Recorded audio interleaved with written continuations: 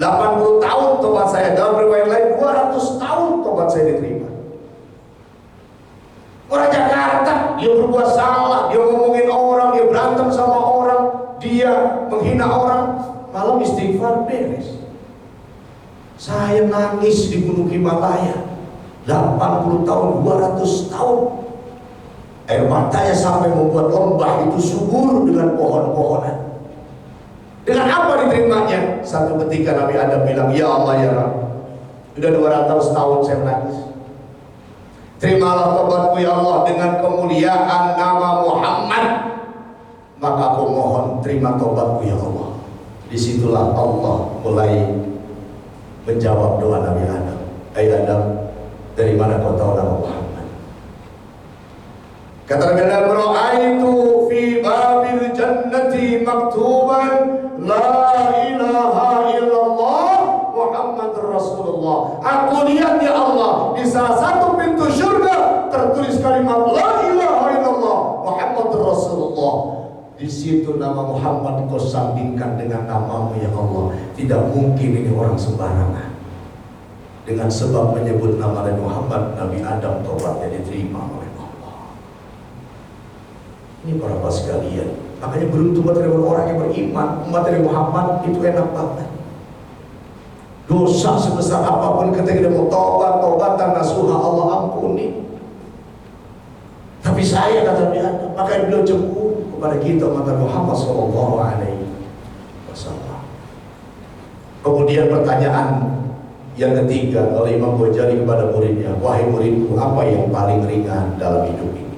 Ada yang bilang kapas, sarung, bantal. Maaf, yang jawab santri. Kata beliau, yang paling ringan dalam hidup ini adalah sholat.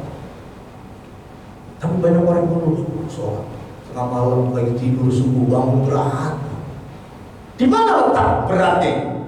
Karena sholat jadikan beban, bukan kebutuhan. Kalau kebutuhan, kita lapar nih, buat spare waktu mau istirahat nih jam kantor. Kita udah pesen paling enggak, baypon, mbak, ada sop enggak, mbak, ada soto enggak. Kita sudah siap-siap. Pun sama ketika kita mau silaturahmi kepada Allah, karena ibadah yang paling utama adalah yang ditanyakan dari Allah nanti adalah salat. Kita sebelum waktunya sudah datang. Yang bikin sholat berat karena belum menjadi kebutuhan. Kita orang masih asing, enjoy, baru juga azan, Johor, baru juga jam 1, nantilah setengah 2. Ini kebiasaan buruk, ya. Maka untuk orang yang beriman tidak sampai kepada prestasi itu, artinya apa? Dia akan datang menghadap Allah di saat minimal sudah mulai dipanggil. Sebelum apa lagi dia sudah datang. Yang paling ringan sholat. Pertanyaannya, apa yang paling berat muridku dalam hidup ini? Yang paling berat dalam hidup ini adalah amanah. Kita semua diamanahkan. Kullukum ra'in wa kullukum mas'ulun an ra'iyah. Setiap kamu adalah pemimpin dan setiap pemimpin bakal dipertanyakan pertanggungjawabannya nanti di yaumil akhir. Kita sekurang orang pemimpin keluarga. Ya ayyuhalladzina amanu qu anfusakum wa ahlikum nar. Kan perintahnya sudah jelas dari Allah. Ayo beriman, jaga dirimu, istrimu, anakmu, saudara dan keluargamu jangan sampai terjerumus ke jurang api neraka. Makanya dalam masalah ibadah Pak, kita boleh radikal sama keluarga. Istri kadang sholat lagi main HP, bunda sholat. Makanya sama istri jangan panggil bunda, jangan panggil mama, jangan panggil umi, jangan panggil ibu. Kita nggak boleh panggil ibu sama istri, jangan panggil bunda. Kenapa? Itu panggilan buat anak, bos. Sama kita panggil ayah, pantas karena dia anak kita. Kalau kita sama istri panggil ibu, dia bukan ibu kita. Rasulullah mencontohkan, ya Siti Humairah, wahai wanita yang cantik, wajahnya putih kemerah-merahan. Kalau ditarjim Humairah saat ini 2023, sayang, cinta, beb, ya itu panggilan buat istri. Jangan kita sama istri manggil mama, dia bukan mama kita. Ya, ini loh sekalian, itu buat panggilan anak. Kadang-kadang cerai gampang banget. Ya, dari proses masalah ibadah tidak ada toleransi. Benar atau sayang sholat, Johor masih main HP. HP asal nggak sholat. suara lebih kencang. Johor ulang tadi, saya sholat saya. Nggak sholat tapi asal kerasin suara. Saya sholat. Sampai maghrib nggak sholat. Masya Allah. Jangan ucapan, keluarin kendaraan, suruh naik, hantarkan ke orang tuanya. Bapak, ibu, saya titip istri saya 3 bulan. Saya sudah berusaha mendidik dia tapi nggak mau nurut. Mungkin kalau orang tua dia nurut. Titip 3 bulan. 3 bulan kita jemput masih begitu. Bismillah. Apa? Istri saya hari ini saya tahu. Ulangin. Ini talak gampang banget. Aku orang beriman. Masalah saya kurang garam. Gue carain lu. Ini kadang-kadang gampang benar. Ada prosesnya.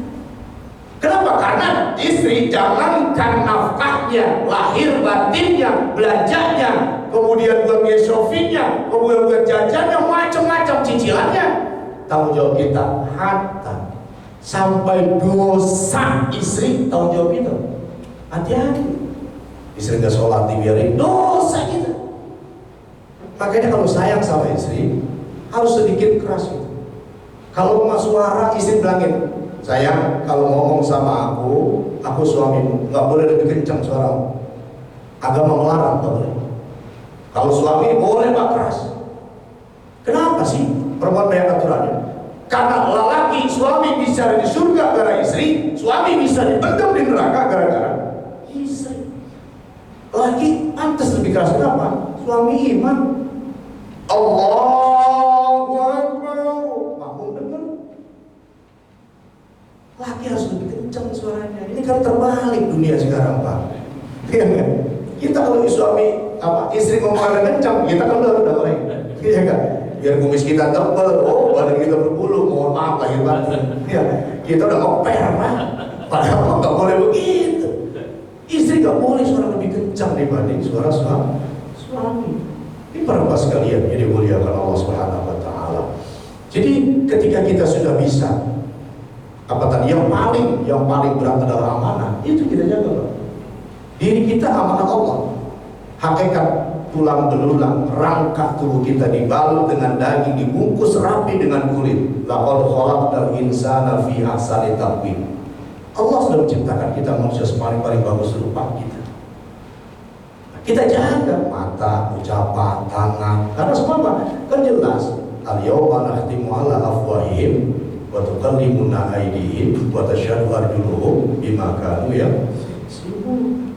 Semuanya akan bicara, Pak. Maka amanah Allah terhadap diri kita juga harus kita jaga supaya dikenal. Jaga muka kita. Orang beriman tahu bahwa nanti ada satu peristiwa yang namanya pada mahsyar, dikumpulkan manusia untuk hisab.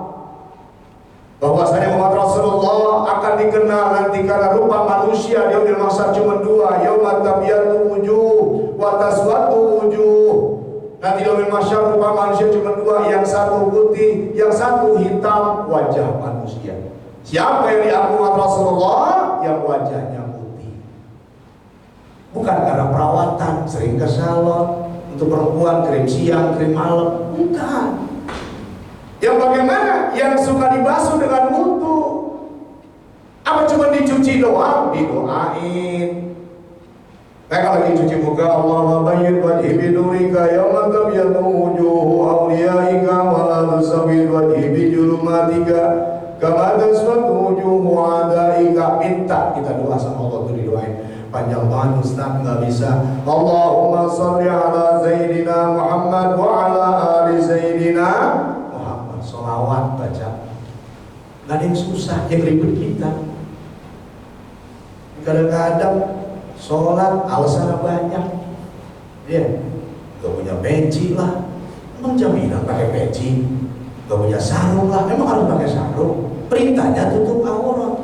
Ini mah akal-akalan jawaban orang yang malas. Ini para bapak sekalian muliakan Allah. Jadi ciri dan kita menjadikan sebagai seorang mukmin, yang istiqomah dengan amalannya, dilihat nanti Rasulullah, ummati dipanggil gitu. Apakah jaminan surga dengan wajah putih kita? Ada lagi Pak prosesnya. Nanti di yaumil mahsyar di atas kepala kita matahari dekat sekali. Sekarang aja panasnya 36 derajat, 40 derajat, Masya Allah. Apalagi nanti di atas kepala kita, Pak. Sementara ada orang yang terkubur dengan keringatnya, kelelep dengan keringatnya, sementara sebelahnya tidak merasa basah sedikit pun. Tergantung amal perbuatan. Doain kepala kita di saat kita wudu. Karena bukan umat Rasulullah lebih mengenali umatnya ketimbang keluarganya. Artinya apa? Yang paling penting kan beliau selalu menyebut umati. Begitu sayangnya beliau sama kita umatnya. Tidak bakalan tertukar Pak, walaupun di dunia wajah ada yang mirip tapi gak sama. Ciptaan Allah ada 4 Pak yang gak sama. Wajah, suara, sidik jari, bau kaki Pak. 4. Itu gak sama tuh. Orang lahir dari seorang ibu, anak lahir, anak kembar 5. 2 menit ya.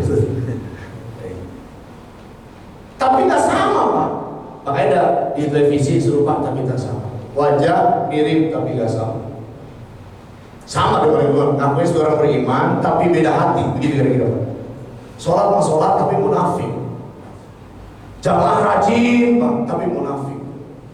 Beda dengan orang beriman, orang yang tulus. Sama wajahnya Pak, ke masjidnya bareng, hadap kiblatnya sama, di salah satu saf, sama-sama di belakang imam, tapi nilainya beda.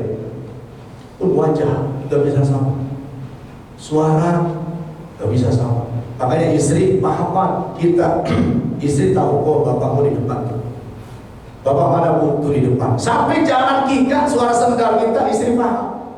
Bapak mana Bu? Itu kayak itu lewat barusan depan rumah tuh. Sendal aja paham. Sidik jari gak ada yang sama. Kegiatan manusia gak ada yang sama. Subhanallah. Kemudian bau kaki gak ada yang sama.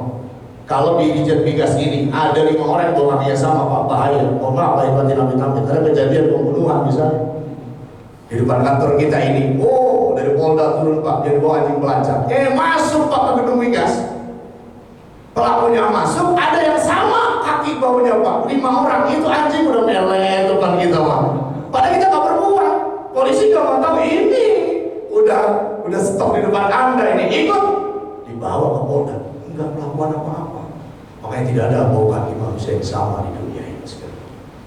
Hadirin sekalian muliakan Allah Subhanahu Wa Taala. Ada sesi pertanyaan dari jadwal yang diberikan kepada saya 15 menit sebelum jam 13. Saya tidak tahu sudah jam 13. Barangkali dipertanyakan dari saya sampaikan, silakan masih ada kurang lebih beberapa menit. Mudah-mudahan bisa menjadi pencerahan buat saya pribadi dan buat jamaah sekalian. Ustaz, betul barangkali ada yang bertanya.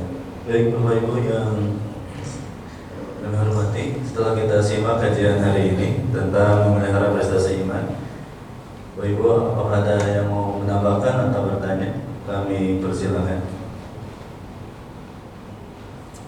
Dipersilakan. Sambil nunggu Ustaz, tadi berbicara tentang keistiqomahan. Nah, bagaimana kalau istiqomah ini caranya agar bisa membersamai dengan keikhlasan? Karena orang itu bisa sholat itu hanya sekedar melepas kewajiban, belum tentu harus ikhlasnya ada. Nah, ini membersamai keistiqomahan dengan keikhlasan itu seperti apa Ustaz? Agar amalan diterima. Baik, terima kasih. Saya luruskan dulu bahwa saya tidak bicara amalan diterima, karena bicara diterima urusan Allah. Kita secara kaidah fikih saja. Kita sholat, wudu beres, rakaat rukunnya beres, sah. Diterima usaha Allah. Itu hak prerogatifnya Allah. Maka tidak boleh kita mengejas, ini calon neraka, ini golongan masuk surga, nggak boleh. Manusia, Habib pun, Nabi pun tidak bisa mengejas ini di neraka surga. Kecuali Nabi dapat petunjuk, Muhammad itu si pemabuk itu ada di surga atas petunjuk Allah. Tapi kita sekarang ini nggak bisa menyatakan ini golongan neraka, golongan surga. Mohon maaf, itu kapasitas Allah. Gimana istiqomah kita? Ya, ibadah ketemu dengan keikhlasan. Supaya istiqomah kita nih. Ya, tentunya saya bilang tadi, kita bisa mengukur kadar keimanan kita. Di mana sih kita bisa merasakan nikmat ibadah? Kita kalau sudah enjoy mau jamaah, itu udah cakep tuh. Kalau sudah ada dorongan niatan ingin selalu ibadah, itu antara niat dan keikhlasan udah seiring tuh. Udah cakep itu. Ya. Tapi kalau masih ada ayah, salat, Itu belum beres itu. Orang udah azan, kita masih nonton TV, kita masih main HP, ditegur sama itu masih belum kategori sholat kebutuhan. Kenapa? Karena bentahan, karena nasihat, karena pesan. Ini hati-hati. Ya, jangan sampai kita sholat karena disuruh demi Allah. Nah, supaya kita istiqomah tadi, maka saya bilang biasakan dengan unsur kalau di pesantren namanya ada yang namanya Allah memaksain. Anak target ini mesti hafal Quran 5 juz, hatam nanti ketika dia lulus 3 sanawiyah. Gimana caranya? Dipaksakan. Ini dalam konteks masih dalam proses pembelajaran. Kalau kita sudah menjadi kepala rumah tangga masih proses dipaksain, ini sudah lewat, Pak. Ya mohon maaf, kita sudah lewat fase itu. Kita sudah menjadi imam sekarang, dia menjadi uswah dan qudwah. Kita laksanain, kita ngajakin, nah yuk sholat, kita sudah siap mau berangkat. Jangan nak, ayo sholat ke masjid, bapaknya belum mandi gitu. Nah, sana pergi ngaji, ayo nak, tadi harus baca Quran, ayo. Ayahnya belum ngapa-ngapain. Nah, supaya itu seiring antara istiqomahnya kita, pertama apa yang sudah bilang tadi, apa yang sudah kita biasa lakukan dan merasa nikmat, itu dulu. Apa sih biasa kita ini? Ustaz, saya baru johor dong jamaah, jalani. Islam gak ada paksaan, Pak. Saya bilang tadi kalau dipaksain maki digobok apa, beda. Sambil sedih, rasain sakit dia sholat. Beda ketika dengan rasa nikmat. Ketika Rasulullah bagaimana mencontohkan sahabat terus bawa perang sampai dipanah, kena betisnya tembus dengan panah. Kenapa? Karena nikmat sholat. Walaupun disiksa, disakiti saat sholat, indah. Beda sebelum sholat disiksa lain. Disiksanya karena dipaksa. Sholat dipukul, ya sholatnya karena pukulan. Ya, jadi supaya istiqomah ibadah dengan kenikmatan, mantapkan niatnya. Ya, berazam, Bismillah, ya Allah, saya minta disertakan kepadamu, saya mau istiqomah sholat 5 waktu. Begitu ya dulu. Ya Allah, saya pengen istiqomah, qiyamul lail. Yakin Pak, ini